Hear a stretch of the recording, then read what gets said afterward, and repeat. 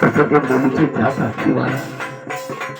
आई बापाला आनंद होतो मुलीचा जन्म झाला म्हणजे अंगणामध्ये खेळत लागली. जेव्हा मुलगी 5 वर्षाच्या वयामध्ये येते,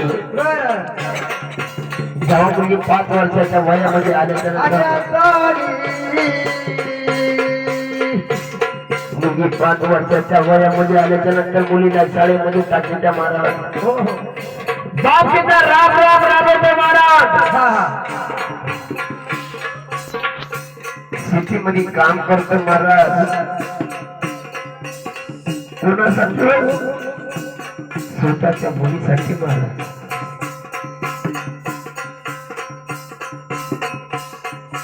एका हिशोबाला मुलीच्या अंगावर मुलाच्या अंगावर कपडे फाटेल असले तर चालतात, पण मुलीच्या अंगावर चालत नाही महाराज.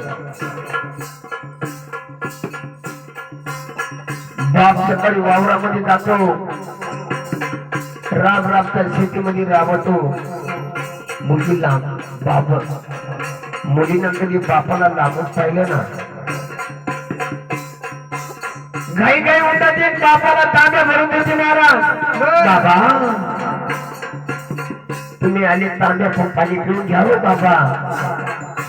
कवरला कष्ट करता तुम्ही. अगं बेटा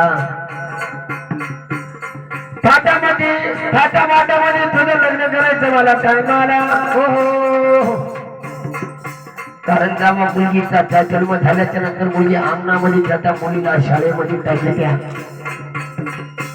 मुलीला शाळेमध्ये टाकल्याच्या नंतर प्रत्येक शिक्षक लोक सांगतात तुमच्या आई बापाला घेऊन या मुलींना काय कर्तृत्व केलेलं आहे. तुमच्या मुलीना बापाला खूप असतो महाराज माझ्या मुलीला भरपूर शाळा शिकावं, मोठी नोकरी लागली पाहिजे माझ्या मुलीला, कारण आमच्या नावाचा उद्धार झाला पाहिजे. जेव्हा मुलगी शाळेमध्ये टाकल्याच्या नंतर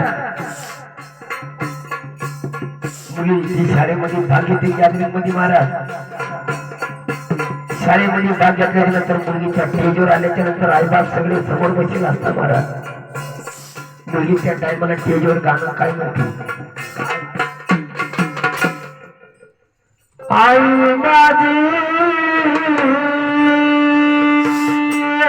मायेचा सागर तुला दिले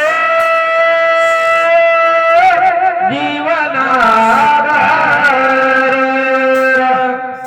आई वडील माझे थोर काय सांगू त्यांचे पुकार. आई वडील माझे थोर काय सांगू त्यांचे पुकार. माझ्या वाटे बाजू किती असतो त्यांचा धार.